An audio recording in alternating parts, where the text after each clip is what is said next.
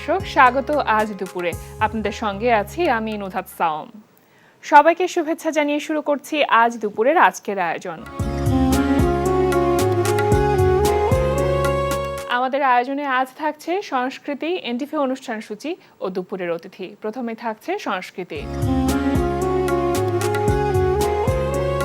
লালমাটিয়ার কলা কেন্দ্রে প্রদর্শিত হচ্ছে অমিতাভ সরকারের মিশ্র মাধ্যমে আঁকা চিত্রকলা প্রদর্শনী অপ্রাসঙ্গিক। প্রতিদিন বিকেল 4টা থেকে রাত 8টা এই সময় প্রদর্শনী চলবে 17 সেপ্টেম্বর পর্যন্ত। ধানমন্ডির বেঙ্গল শিল্পালয়ের কামরুল হাসান প্রদর্শনালয়ে অনুষ্ঠিত হচ্ছে শিল্পী ওয়াকিলুর রহমানের মনন খনন শীর্ষক দৃশ্যশিল্প প্রদর্শনী। প্রতিদিন বিকেল 4টা থেকে রাত 8টা এই সময় প্রদর্শনী চলবে 14 সেপ্টেম্বর পর্যন্ত। এবার এনটিভি অনুষ্ঠান সূচি। এবার জানিয়ে দিচ্ছে এনটিভি রাজরাতের বিশেষ বিশেষ অনুষ্ঠানগুলির সময়সূচি। সন্ধ্যা 6টা 45 মিনিটে থাকছে অপরাধ বিষয়ক অনুষ্ঠান ক্রাইম ওয়াচ। রাত 8টা 20 মিনিটে থাকছে ধারাবাহিক নাটক ও ঘরের শত্রু বিভীষণ। শোন না, এই আবার সম্পত্তির ব্যাপারে তোদের কি মতামত বলতো? তোর কি মতামত? আমাদের কি মতামত থাকবে এবার? আজব তো, মানে তোরা এইসব কি বলিস? তোদের কি কোনো জ্ঞান বুদ্ধি নাই? খালু দেখো, আমি যদি ওকে বিয়ে করি তাহলে ও কিন্তু তোমাদের ফ্যামিলির জামাই হবে। সো ওকে নিয়ে আমার মনে হয় এরকম আপত্তিজনক কথা বলাটা তোমার ঠিক হচ্ছে না। জেনি, দেখো আমি কিন্তু হার্মফুল না, আমি হেল্পফুল। রাত 9টায় থাকছে অনুষ্ঠান স্যান্ডালিনা গ্ল্যামার ওয়ার্ল্ড।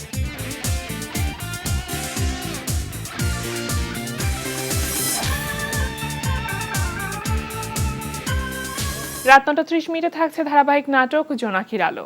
এখনই গিয়া শরীফের আমরা না করুন না, আর বুঝোস না, মনে কর যে আমরা এখন না করে দিলাম, আর আজকে রাত্রি মনে কর যে তার বন্ধু খুঁজে পাইলো, তাহলে আমরা টাকাটি মিস করুন না।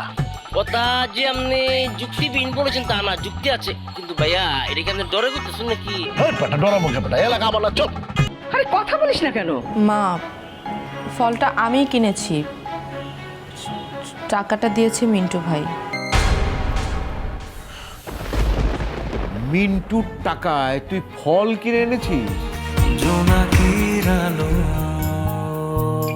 রাত 11টা 30 মিনিটে সরাসরি সম্প্রচার হবে টক শো এই সময়।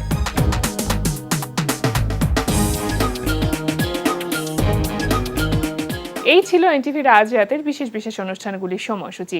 এবার দুপুরের অতিথি। প্রিয় দর্শক, আমাদের আজ দুপুরের অতিথি সঙ্গীত শিল্পী আসিয়া ইসলাম দোলা। শুভ দুপুর আপু। শুভ দুপুর। কেমন আছেন? আছি আলহামদুলিল্লাহ, ভালো। কেমন আছেন? আমিও ভালো আছি। আজকে আপনার গান শুনবো, সাথে আড্ডা তো অবশ্যই। হ্যাঁ। সাধারণত এই সময়টা কিভাবে কাটছে? একটু ব্যস্ততার মধ্যে আছেন না কিছুটা অবসরের মধ্যে কাটানো হচ্ছে? কিছুটা অবসর, কিছুটা অবসাদ, আচ্ছা, এবং কিছুটা ব্যস্ততা। ব্যস্ততাটা হচ্ছে জানেন যে বন্যা কবলিত মানুষদেরকে ত্রাণ সহায়তার জন্য কাজ করেছি। তারপর নিজের মৌলিক গানের কাজও চলছে। মানসিক অবস্থা খুব একটা ভালো নেই, কিন্তু ভালো থাকার চেষ্টা করছি পারিপার্শ্বিক এসব অবস্থার কারণে। আর কাজের বেশ একটা বিরতি যাচ্ছে আমাদের আউটডোর। তো সেই দিক থেকে কিছুটা অবসর, কিন্তু এখন অবসরটা একটু বেশি বোরিং লাগছে। মানে আসলে এমন একটা সময় আমরা পার করছি যে অবসর থাকলেও সেখানে একটা অবসাদগ্রস্ততা আছে, বা সেটা উপভোগ করার আসলে ইচ্ছেটা নাই বা মানসিক অবস্থাটা নেই। কিন্তু তারপরে তো গানের মানুষ আপনারা, যেহেতু বিনোদন জগতের মানুষ, এবং বিনোদন দিয়ে যাওয়াটাই আসলে কাজ। সুতরাং আপনি বলছিলেন মৌলিক গানের কাজ করা হচ্ছে, একটু জানি যে নতুন মৌলিক গানের আর কি কি কাজ করছেন? একটা নাটকে গান করেছি, আমার সাথে শাহরিয়ার রাফাত ভাই করেছেন, তার লেখা সুর এবং সঙ্গীত আয়োজনে। মাসুদ রানা অনেক পরিচালিত ভুল মানুষের গল্প গানটি এবং নাটকে অভিনয় করেছেন শ্যামল মাওলা এবং অহনা। সো খুব সুন্দর একটা গান, কি জাদু জানিস গানটি শিরোনাম। এরকম একটা গান করেছি, নাটকের ব্যাকগ্রাউন্ড সব মিউজিকই ভয়েস দিয়েছি। সেই সাথে আমার নিজের মৌলিক গান যেগুলো করছি, বিভিন্ন ধরনের মৌলিক গান করছি। আসলে একটা শিল্পী তো শুধু স্পেসিফিক কোনো কিছুর জন্য না, একটা মুডের উপরে ডিপেন্ড করে আসলে আমরা কখন কোন গানটা গাইছি। তো সেই রকম রোমান্টিক গান করেছি, একটু মেলো রক করেছি, একটু ফোক ফিউশন করেছি, এরকম কিছু গান করেছি। আচ্ছা, তার মানে বিভিন্ন ধরনের বা বিভিন্ন ধারার গান করা হচ্ছে, কিন্তু থাকে না নিজের একটা পছন্দ থাকে বা নিজের একটা কমফোর্ট জোন থাকে, সেটা যদি জানতে চাই তাহলে সেটা কোনটা আপনার জন্য? এটা আসলে আমার একটু ফোক ফিউশন এবং যে কোনো গানকে একটু নিজের মতো করে একটু ফিউশন করে গাওয়া, যেটা একটু ওয়েস্টার্ন স্টাইল থাকবে। এই জেনারেশনের যারা শ্রোতা আছে তাদের কাছে একটু এটাই ভালো লাগে। যেমন কোক স্টুডিওতে গাওয়া হয়, একটা পুরাতন গানকে খুব নতুনভাবে রিপ্রেজেন্ট করা হয়। সো আমার এই ধরনের কাজ করতে খুব ভালো লাগে। আচ্ছা, এবং চ্যালেঞ্জটাও মনে হয় নেওয়া যায় একজন শিল্পীর জায়গা থেকে, যে নতুন হ্যাঁ, ভাবে একটা যে প্রেজেন্টেশন, মূল ধারাটাকে ঠিক রেখে যতটুকু ইমপ্রোভাইজ করা যায় স্বাভাবিকভাবে, যেটা শুনতে খুব বেশি অড লাগবে না, একদম।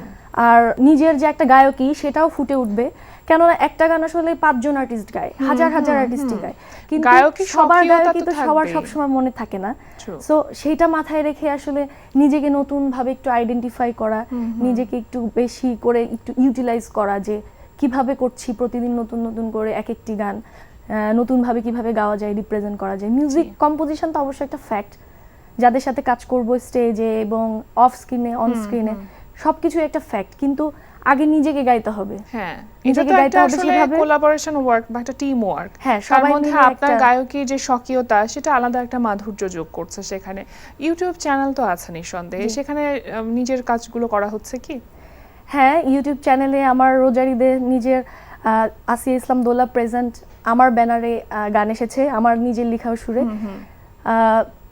বেশ এখন তো আসলে ভাইরালের যুগ, হয়তো ভাইরাল হয়নি বা আমি ভুল সময়েও গানটা করতে পারি, কারণ আচ্ছা। লাস্ট আসলে 6-7 মাস ধরেই এই ঝামেলা সেই ঝামেলা আসলে লেগেই যাচ্ছে, যে কারণে অনেক সময় আসলে গান দেখা যাচ্ছে যে বের হয়েছে কিন্তু গানটা ঠিকভাবে মানুষের কান পর্যন্ত পৌঁছাচ্ছে না, পৌঁছাচ্ছে না, সেখানে একটা রাজনৈতিক নিউজ চলে আসছে, সেটা নিয়ে মানুষ বেশি উত্তেজিত হয়ে যাচ্ছে, সেটাতেই বেশি ফোকাস করছে। তো অনেক কারণে আসলে মানে আমাদের গানগুলো মনোযোগের আসলে বিষয়গুলো আসলে প্রতিনিয়ত পরিবর্তন হ্যাঁ হচ্ছে, চেঞ্জ হচ্ছে, এখানে যে একটা কারণে বড় আসলে challenge। অনেক সময় অনেক গান আসলে আড়ালেই থেকে যায়। কিন্তু আমার গান আমি চেষ্টা করেছি ভালো করার জন্য, আমি ভালো রেসপন্স পেয়েছি আমাদের বাংলাদেশ মিউজিক ইন্ডাস্ট্রি থেকে। আমি যখন এটা স্টেজে গাই ভালো এবং গান টিভি লাইভে গাইছি, গাই, এটাই বড় এটাই কথা। সবথেকে বড় কথা, ভালো লাগে। আচ্ছা, কিন্তু একজন পেশাগত শিল্পী হিসেবে মানে যখন গানটাই আপনার জীবিকা, তখন কিন্তু আসলে এই জায়গাটুকু ছেড়ে দেওয়াটা যায় না। তখন মনে হয় যে না, আমি যেহেতু গানটি করছি, একটা মিউজিক ভিডিও করছি এবং সেখানে কিন্তু একটা ব্যয় সাপেক্ষ মিউজিক ভিডিও করা হচ্ছে, সেখান থেকে আমার ব্যয়টাকু আসলে কতটুকু উঠে আসছে, এই প্রশ্নটা কিন্তু থেকেই যায়। এই চ্যালেঞ্জটা কি ফেস করেন? এই চ্যালেঞ্জটা আসলে প্রতিনিয়তই ফেস করা হচ্ছে, কেননা আসলে কাল কি হবে আমি জানি না, 1 ঘন্টা পর কি হবে আমি জানি না। আমি এটা মাথায় রেখে কাজ করি যে 10টা গান করলে অ্যাটলিস্ট 2টা গান তো ভালো লাগবে, কিন্তু থেমে থাকা যাবে না। বিভিন্ন স্টাইলের গান, বিভিন্ন ঘরানার গান করছি, আর আমার নিজের ইউটিউব চ্যানেল থেকে করছি, কেননা আসলে শুরু করলেই একটা জায়গায় গিয়ে পৌঁছাতে পারবো। যদি নিজের পিছনে যদি খরচ না করি, আর নিজের যেটা সন্তান সে পঙ্গু হোক, অ্যাবনর্মাল হোক, কোনো প্রবলেম নাই, নিজের ভালো লাগা, নিজের নিজের কাজ, ভালোবাসা। হ্যাঁ। সো সেই জায়গা থেকে আমি জাস্ট আমার কাজগুলো করেই যাচ্ছি। টাকা খরচ হচ্ছে, কারণ আমি যেহেতু গানটাই আমার পেশা, নিজের গানের পেমেন্ট থেকে একটু একটু করে বাঁচিয়ে ঢাকায় সারভাইভ করে সেই টাকাটা দিয়ে নিজের গানের পিছনে ইনভেস্ট করা, তারপরেও জানি না যে এই গানটা আসলে কতটুকু রিচ হতে পারবে বা কতটুকু মানুষ নিবে, এটা থেকে আমার কেমন টাকার ফিডব্যাক আসবে, এটা আমি জানি না, অন্ধের মতো আসলে। কিন্তু তারপরেও আমি কাজ করে যাচ্ছি, কেননা হয়তো বা একটা সময় ভালো দিন আসবে। নিঃসন্দেহে, অবশ্যই। এবং একটি গান আসলে ভালো কি মন্দ সেটা খুব অল্প সময় জাজ করা যায় না, সেটার জন্য অনেকটা সময় লাগে।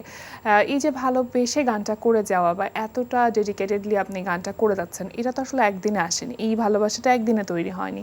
শুরু থেকেই তো মানে আমরা আপনাকে দেখেছি যে বিভিন্ন ধরনের আপনি গান করেছেন। একদম ছোটবেলার কথা যদি জানতে চাই, সেই সময়টা আসলে কি ধরনের গান করা হতো বা কার কাছে শেখা হয়েছে? ছোটবেলায় আসলে গান আমাদের যারা সিনিয়র আর্টিস্ট আছেন, শ্রদ্ধেয় রুনা লালা ম্যাম, সাবিনা ইয়াসমিন ম্যাম, তাদেরকে দেখে আসলে গান গাইতে ইচ্ছে করতো।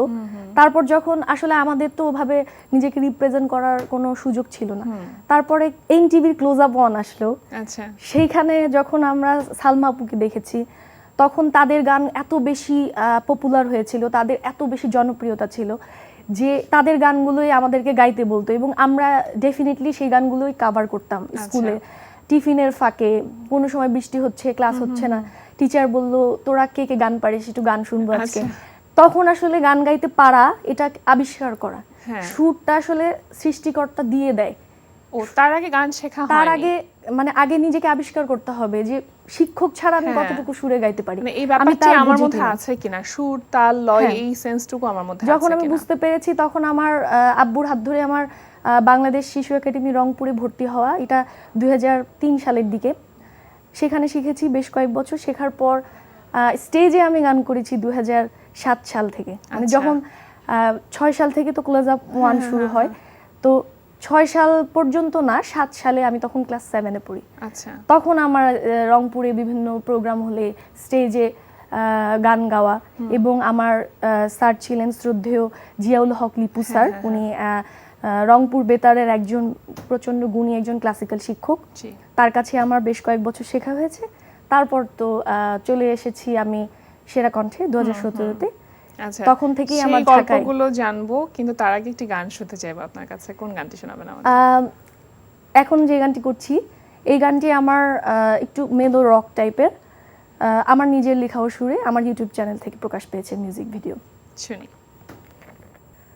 ভালোবাসা কখন হৃদয়ে উকি দিয়ে যায়, চেনা অচেনা কেউ এসে মনে ধরা দেয়, অজানা বেগে ছোঁয়ায় মনে দেখা দেয়, ভালোবেসে মন যে তাই হারিয়ে যায়।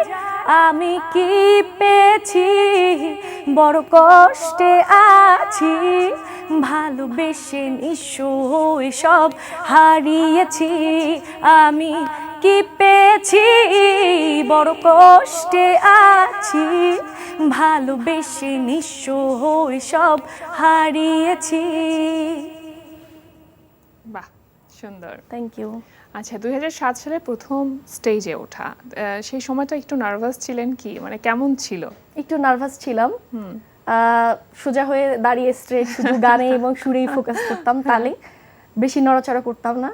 মনে হতো যে নড়াচড়া করলেই মনে হয় গানের একটু সমস্যা হয়ে যাবে, কনসেন্ট্রেশন ব্রেক হয়ে যাবে। তো খুব ভয়ে ভয়ে যতক্ষণ স্টেজে গান গাইতাম, খুব ভয়ে ভয়ে গান গাইতাম। তো গান শেষ হয়ে যেত, তারপরে একটু রিল্যাক্স করতাম। আর সবসময় আব্বু নিয়ে যেতেন প্রোগ্রামে। তো আমার আব্বু আবার প্রচণ্ড মানে ভুল ধরতেন, এখানে এটা হয়নি, মানে হাঁটাহাঁটি বা হাত পা নড়াচড়া করার থেকে আমার আব্বুর কাছে সুরটা বেশি ফোকাস করাটা জরুরি।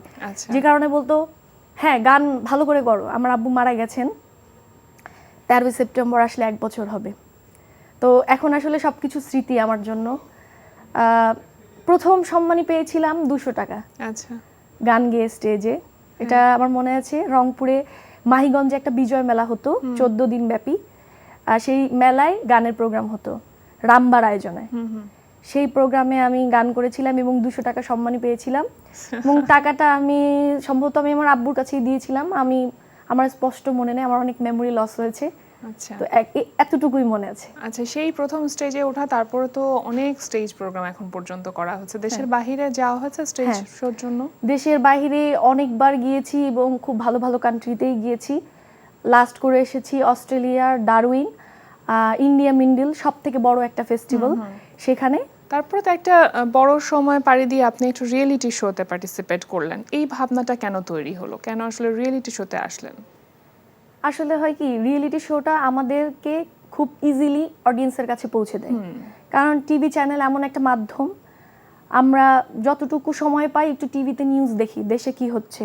যতটুকু সময় পাই আমরা ইউটিউব বা টেলিভিশন যেটাই দেখি না কেন, আমরা দেখি যে কি মানে আমাদের কালচারটা কোন দিকে যাচ্ছে, নতুন কি গান এসেছে, কোন আর্টিস্টটা ভালো করছে। তো সেই দিক থেকে হয় কি যে সব আর্টিস্টের ক্ষেত্রে আমি বলবো না, আমি যেটা রিয়েলাইজ করেছি, একটা সিল ভীষণ দরকার হয় একটা আর্টিস্টের জন্য। কোথাও গেলে একটু প্রায়োরিটিটা ভালো পাওয়া যায়, আপনি কোথা থেকে এসেছেন, কোন চ্যানেল থেকে, কোথায় কম্পিটিশনে ছিলেন, এটা অনেক ফেস করতে হয়েছে। আসলে শেখাও যায়, আবার একটা প্ল্যাটফর্মও পাওয়া যায়। একটা প্ল্যাটফর্ম পাওয়া যায়, নিজের একটা আইডেন্টিটি কিছুদিনের জন্য হলেও তৈরি হয়। যেমন লাস্ট 3 বছরও আমাকে ইউজ করতে হয়েছে যে চ্যানেলে সেরা কণ্ঠ দোলা, বাট এখন আর এটা হয় না, কারণ এখন আমি টানা কাজ করছি, এখন শুধু দোলা বা আসিয়া ইসলাম দোলা বললেই অনেকে চিনে।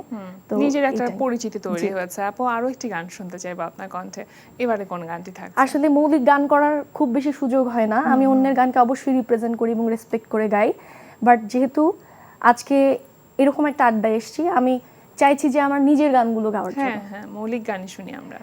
সো এখন যে গানটি করছি, এই গানটি আমি রমজান মাসে লিখেছিলাম, শুরু করেছিলাম। এটা একটা সিনেমাটিক গান। গানটি আমি যখন গাইবো তখন আসলে মানে এটা যারাই শুনেছে তারা অনেক অ্যাপ্রিসিয়েট করেছে বলি আমি গানটার মিউজিকটা, কম্পোজিশনটা ডান করেছি। তো এই গানটি করছি। আমার গানের নাম আদর। তুমি যখন জড়িয়ে ধরো আদর আদর লাগে, আমার দিকে তাকিয়ে থাকো মায়া মায়া লাগে। ও তুমি যখন জড়িয়ে ধরো আদর আদর লাগে, আমার দিকে তাকিয়ে থাকো মায়া মায়া লাগে। এত আদর আদর লাগে কেন মায়া মায়া লাগে, এমন অনুভূতি আমার হয় নাই তো আগে। এত আদর আদর লাগে কেন মায়া মায়া লাগে, এমন অনুভূতি আমার হয় নাই তো আগে। সুন্দর, খুবই আদর আদর গানটা। Thank you. আচ্ছা, এমনি কিভাবে চিন্তা ভাবনা করছেন? সবারই তো একটা পরিকল্পনা থাকে, পরিকল্পনা করে কাজটাকে এগিয়ে নিয়ে যাওয়া। আপনার ক্ষেত্রে সেরকম কোনো কিছু আছে? যদিও আমরা যারা আর্টিস্ট আছি, আমরা এই পেশায় যারা আছি প্রফেশনে, তাদের সবার দেশে কোনো ঝামেলা হলেই আমাদের কাজটাই সবার আগে বন্ধ হয়ে যায়, এবং সব কিছু চালু হয়ে গেলে আমাদের কাজটাই আবার সবার শেষে শুরু হয়। আমাদেরকে অনেক বেশি সাফার করতে হয়। তো তারপরেও যেহেতু গানটাকে আমি প্যাশন হিসেবে নিয়েছি, প্রথম এটা ভালো লাগা, তারপর এটা প্যাশন, এটা পেশায় পরিণত হয়ে গেছে। তো এইভাবে গান করে যেতে চাই, ভালো ভালো কথাও সুরে, ভার্সেটাইল সিঙ্গার যেহেতু আমি, ভার্সেটাইল গান করে যেতে চাই, এবং প্রতিটা শিল্পী চায় তার কাজের স্বীকৃতি পেতে, অবশ্যই। জাতীয় পুরস্কার বা মেরিল, প্রথম আলো, যেটাই হোক, হোয়াট এভার। তো এরকম কাজের স্বীকৃতি আমিও পেতে চাই, এবং খুব ভালো ভালো কিছু গান রেখে যেতে চাই, যেন এটা ভাইরাল হওয়ার দরকার নাই, কিন্তু যখন এই গানটা শুনবে মানুষ, তখন যেন কিছু গান আছে না, গোল্ডেন সং, সব সময় নতুন, হ্যাঁ, এইরকম যেন বেঁচে থাকার হ্যাঁ, মতন বেঁচে গানগুলো থাকার যেন করে মতন যেতে যেন পারেন। গান আমি করে যেতে পারি। কারণ আমি আসলে শ্রুতি সবসময় গা ভাসাই না, খুব সস্তা কথার গান আমি গাইতে চাই না, কিন্তু আমি একটু ব্যালেন্স রাখার চেষ্টা করি, তারপরেও একটা কোয়ালিটি বজায় রেখে যেন সব সময় কাজ করতে পারি। এবং আমার যেটা ইচ্ছা যে ভালো গান প্লেব্যাক মাধ্যমে হচ্ছে অডিয়েন্সের কাছে পৌঁছে যায়, তো এরকম কিছু গানের সুযোগ পাওয়া এবং আরো বড় প্ল্যাটফর্মে গান করার সুযোগ পাওয়া। অবশ্যই, স্বপ্নগুলো যেন পূরণ হয় সেটাই প্রত্যাশা থাকবে। আর একদম শেষের দিকে আমরা চলে এসেছি, আরো একটি গান আমরা শুনতে চাইবো। যেহেতু দুটো মৌলিক গান শুনলাম আমরা, আপনার তো প্রচুর কভার সংও করা হয়, কোন একটি কভার সংকে আজকে আমরা শুনতে পারি? এই গানটা আসলে হঠাৎ করেই আমি অস্ট্রেলিয়াতে যাওয়ার সময় সিঙ্গাপুর চাঙ্গি এয়ারপোর্টে করেছিলাম র্যাপটা। তো দেখা যাচ্ছে যে 3 মিলিয়ন 4 মিলিয়ন হয়ে গেছে, এবং সবাই অনেক অ্যাপ্রিসিয়েট করেছে। আচ্ছা। যেহেতু র্যাপ আসলে অনেকেই করে না, অনেক ফিমেল আর্টিস্টই পারে না, তো আমি এটা চেষ্টা করি। তো আমি একটু, যেহেতু ভার্সেটাইল আর্টিস্ট, আমি একটু অন্যরকম কিছু শোনাই। শুনি।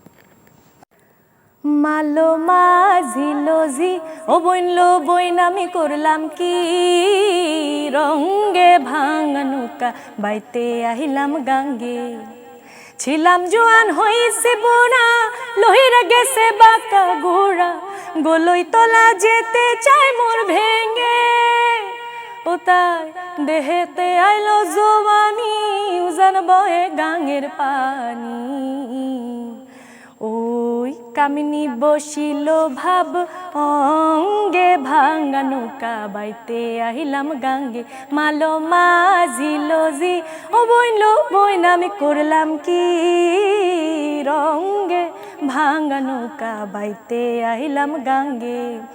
ভীষণ সুন্দর, Thank খুব you. ভালো লাগলো আপনার সাথে কথা বলে, আপনার গান শুনে চমৎকার লাগলো, চমৎকার একটা আড্ডা দিলাম আমরা।